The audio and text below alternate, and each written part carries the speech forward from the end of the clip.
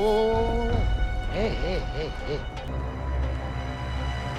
Whoa! Hey. Whoa! Hey.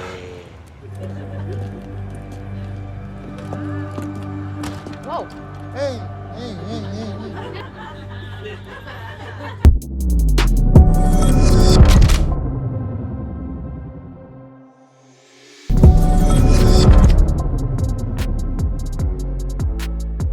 Who cares about titles these days? Who cares, Sean?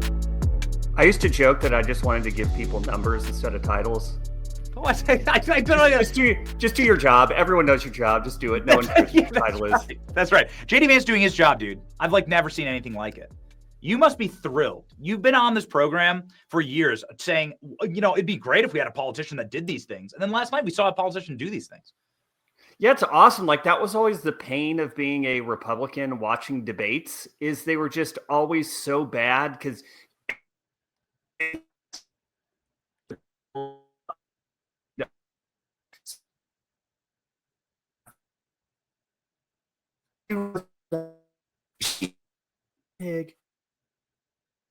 that's who.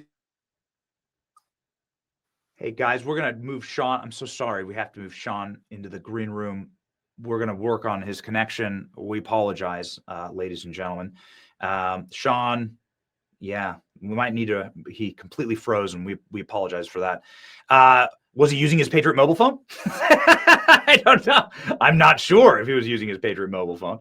If Sean Davis was, like I was yesterday. Hey, Klein, can you put up the video of me running around the stadium one more time? Filmed on my Patriot mobile device.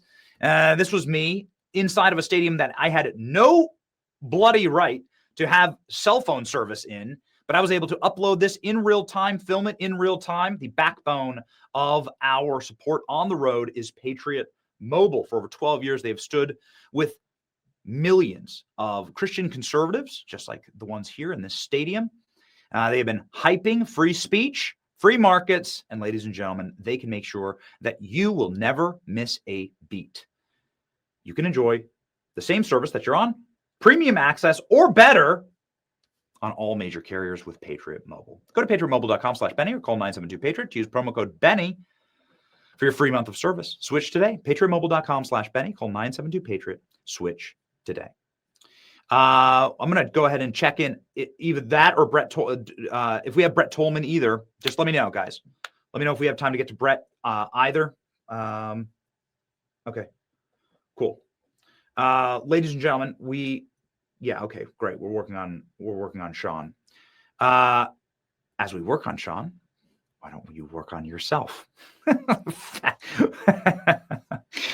I'm constantly looking for a way to age a little healthier. I did get in extremely late last night, had a very early morning, and we burned the candle on both ends. Not asking for anybody's pity, but I'm telling you that Fatty 15 can help you out if you want to reverse the trends of aging and help your long-term health and wellness. And make sure that you're getting C15 from Fatty 15. This is an essential fatty acid that has been discovered and is the first one to be discovered in 90 years. It's an incredible scientific breakthrough. Fatty 15 co-founder Dr. Stephanie Van Watson discovered the benefits of C15 while working for the U.S. Navy, continuing to help improve the health and welfare of the aging troops. And you know what? Based on over 100 of their studies, we now know that C15 helps strengthen your cells and can be a key healthy aging nutrient. It can help slow biological aging at the cellular level. And this is when our cells do not have enough C15, they become fragile and age faster. And when our cells age, our bodies age too. So ladies and gentlemen, make sure that you are one of those people that optimize your C15 levels and support your long-term health, especially as you age. You can get an additional 15% off their 90-day subscription starter kit by going to fatty15.com/Benny using code Benny at checkout.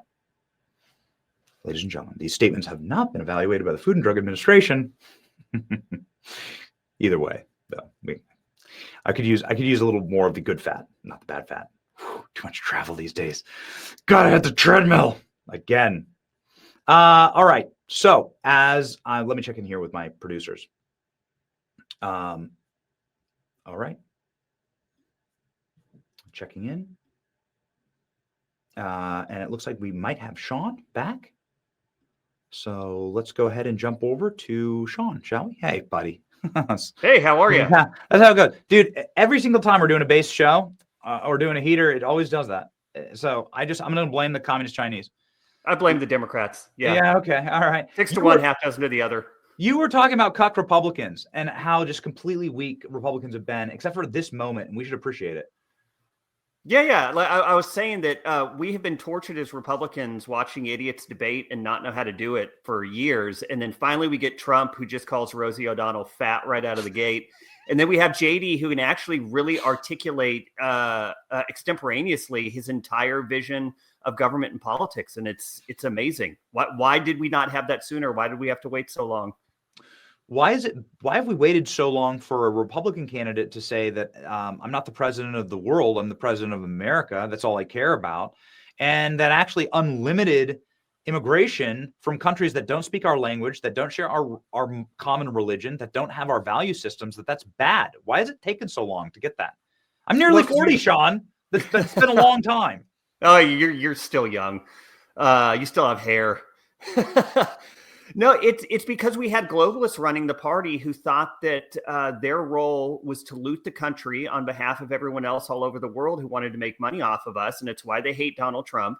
It's why, by the way, they tried to defeat J.D. Vance when he first ran for Senate in Ohio. If you recall election night when he won, you had a bunch of establishment rhino Republicans on network television trying to say, oh, we can't believe he only won by 8. He's such a terrible candidate. He doesn't know anything about politics. If only he were more like Mitch McConnell, he could have had a bigger victory. Well, now he's our vice president. God willing, he'll be our 48th president. And I think he's one of the best politicians and talents we've seen in the Republican Party in generations. His biggest applause line last night was about child sacrifice and how we shouldn't be allowing that. And how we can thank Christendom for ending child sacrifice in the Americas. And maybe Christians don't get the kind of credit that they deserve. And that he's not going to be ashamed or apologize for being a Christian, for raising his children as a Christian. A particularly nasty question from someone who is like, how can you possibly be married to somebody without your same faith tradition? Going after his family, his wife, his kids. That is a grotesque thing that we're constantly seeing. Nonetheless, his defense of Christendom was probably his most strongest and remarkable thing. We've heard hawkish immigration policies for a while. Okay, that's fine. But and that's good, and he did great on that. But it's defense of Christendom, man. His non-apologetic defense of the faith was wonderful.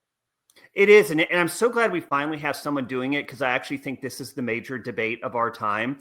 It was Christianity and the foundation of it that eliminated slavery. Okay, it wasn't Muslim, it wasn't Hindu, it wasn't Judaism. It was Christianity, because it was Christianity that taught every single one of us was made in the image of God, that we were all precious, and Jesus Christ died for our sins.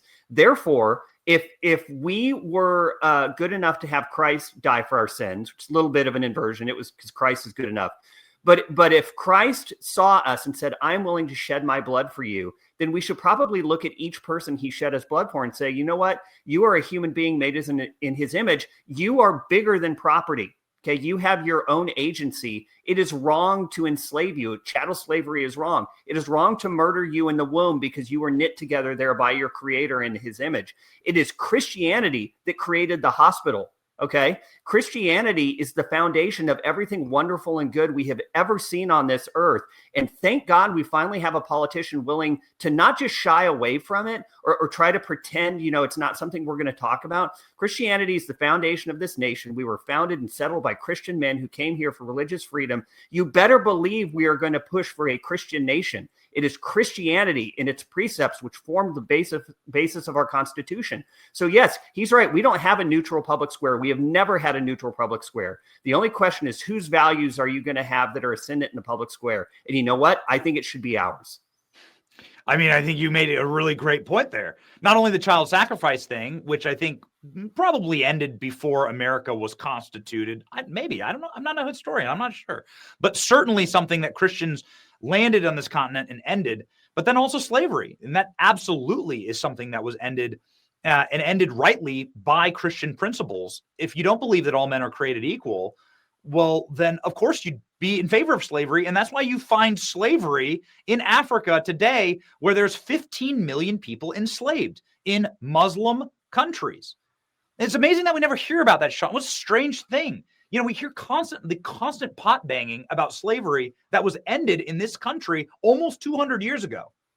But there's still millions of slaves in Africa in Muslim countries today. Why don't we ever hear about that?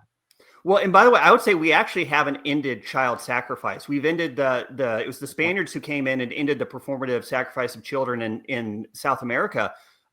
We've had 60 million children sacrificed on the altar of abortion since the early 1970s. I saw one statistic this morning, which I don't know how true it is, but a massive percentage of Gen Z was aborted.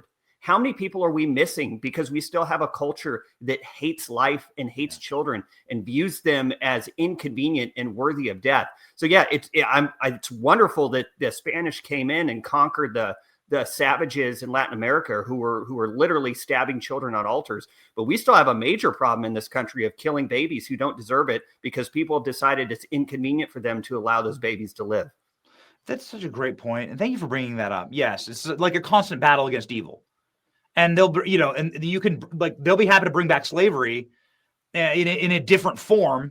And you sort of, you see the roadmap of that during moments like COVID. I mean, when they're trying to control every movement that you make, they're trying to literally lock you inside your domicile and tell you where you cannot go. You're not allowed to worship. You're not allowed to go to church. You're not allowed to sing in a choir. You can see the shackles still remain, and I guess maybe they're digital now, but nonetheless, it is a constant vigilance. It's amazing for JD to lay that all out. My favorite part of the entire speech, though, was him saying, "What is this like in fear of the left's going to do it to us? Of course they're going to do it to us. What an insane way to run your life for fear that the left will do something evil when they get power. We know they'll do that. So then what?" Yeah, it's such a crazy thing to see that mindset manifest itself, because it requires you to have not been conscious of anything that has ever happened up until the moment you utter that nonsense. Okay. They tried to kill Trump. They killed our friend Charlie. They are out there murdering Christian children as they worship, Christian children as they sit in school. We just had a whole big news dump about how they had a massive government-wide illegal spying ring against all of us, all of our friends. They went after our bank accounts. They went after our emails. They went after family businesses. They went after every single conservative organization imaginable. And we're going to sit back and say, hey, if we don't treat them the way that they treat us, they might be mean to us. It is so stupid that just believing that or even verbalizing it is so discrediting to the person who does it. I can't take seriously anyone who believes that's actually how it works. The left wants to destroy us. They murder our friends and the left cheers them. This idea that if we just surrender and wave the white flag, that they'll stop hating us and wanting us dead is literally insane. It's insane. And now it is verified and proven. This happened with me during the whole Kimmel thing. Everyone was like, "Oh wow, you've been mean to Jimmy Kimmel. He got put in timeout for saying that it's cool, for lying about your friend's death. You should just roll over and take that, bitch." That's what people on the right were saying to me. Like big names on the right were saying, just roll over and take it when somebody lies on federally funded television about Charlie Kirk's death and then wantonly begs for more of that style of death for the right, which is exactly what Kimmel was doing. Anyway, the point is that people were like, could you imagine, Benny, if somebody tried to censor you? Could you imagine what would happen? I was like, yes, I can. And I can show you the CIA and FBI internal Facebook and Twitter documents that not only they come out from me, they came out from Charlie. They lumped us together and said, let's just destroy them together. So yes, it's personal to me. And now it's personal to you, Sean. I want to put up some of Sean's recent posts here over the last 24 hours. The Federalists being deliberately targeted by Operation Arctic Frost. Sean, could you please break this down for us? Yeah, what happened was when Joe Biden took the White House, he ordered his people to go to war against the entire conservative movement. It wasn't about January 6th and it wasn't about election obstruction, because, in my adult lifetime, I don't think I've ever seen Democrats concede an election they lost. They always have some sort of excuse, whether it was Bush in Florida or Diebold voting machines in Ohio in 04 with Bush, or Russia stealing it in 2016.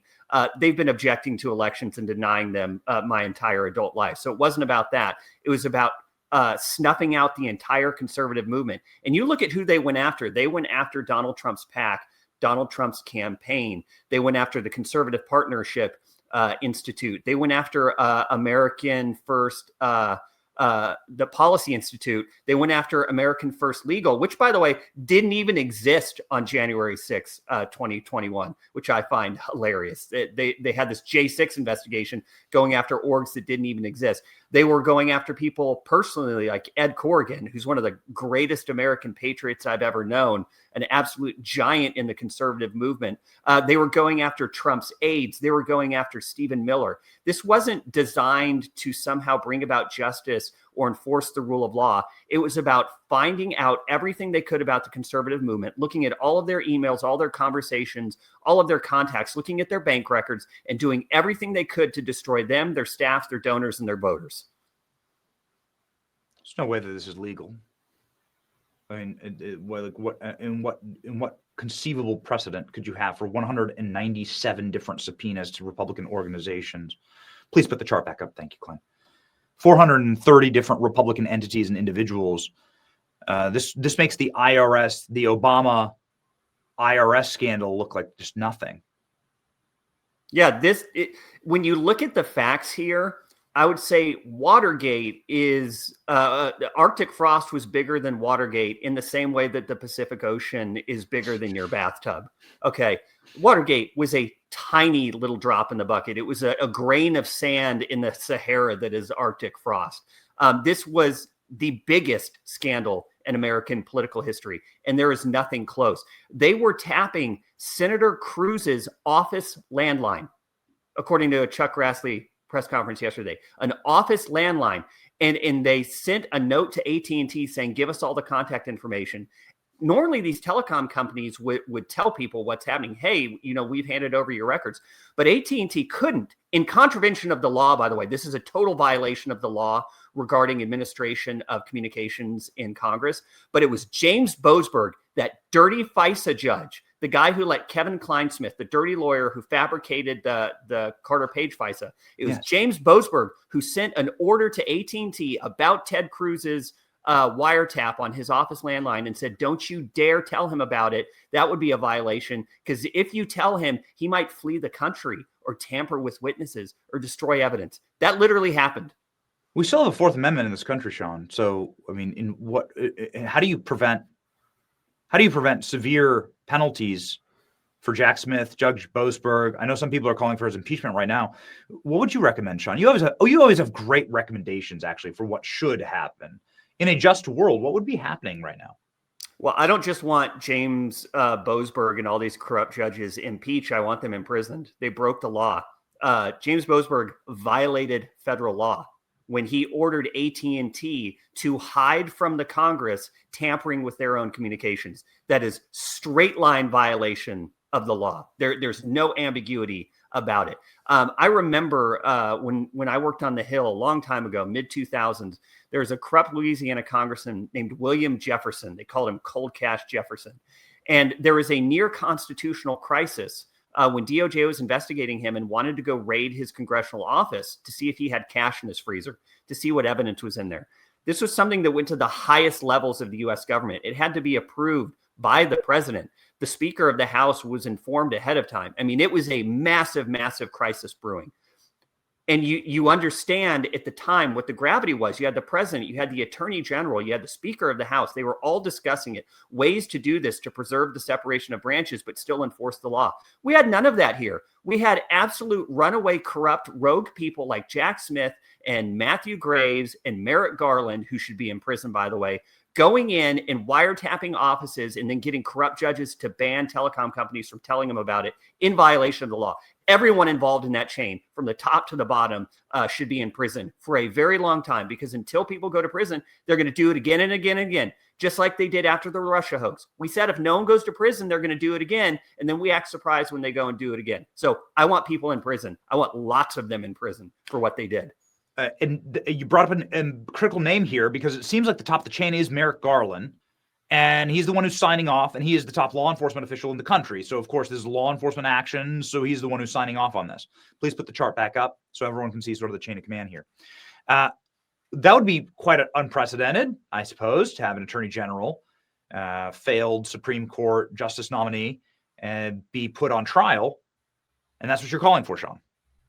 Oh, 100%. Everyone on there, Lisa Monaco, should be in prison. Instead, she's got a big fat lobbying job making boku bucks at Microsoft. So I'd ask Republicans, are you taking meetings from Microsoft? Are you allowing massive government contracts for data storage and cloud storage to go to Microsoft while this person who was illegally spying on your colleagues is making millions over there? Is that something you're doing? That seems insane. Jack Smith should be in prison. Chris Wray should be in prison. All of them. This was the biggest, most insane scandal in American government history, perpetrated against, I think, a fifth of the U.S. Senate Republican caucus, against every major conservative org, against voters. And as far as I can tell, not a single person has gone to prison yet. So I'd say, Pam Bondi, pick up the phone. Pick up the red phone now. Like, you've got a job to do. People need to go to prison, and it's not going to happen just magically on its own. You actually have to do this.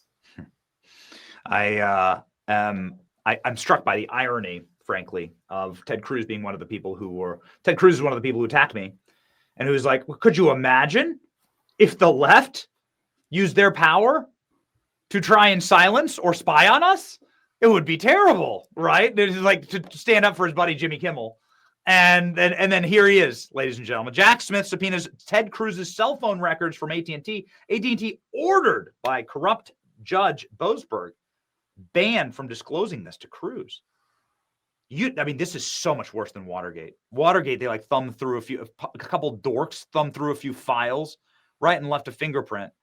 This is actual, real, at-scale spying on your political enemies. This is really, we'll see if there's the appetite in the news cycle, Sean, for it. But this is massive. Ladies and gentlemen, if you want to stay up with this reporting, you got to follow Sean.